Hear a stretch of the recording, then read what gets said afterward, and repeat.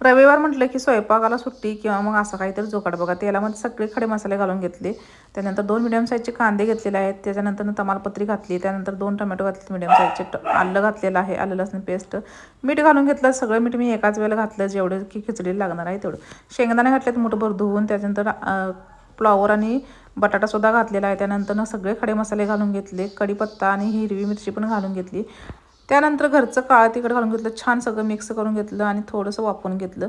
त्यानंतर हे तांदूळ जे आहे तर ते 2-3 वेळा धुवून मी तसेच पाण्यामध्ये ठेवले होते, जवळजवळ 5-10 मिनटं.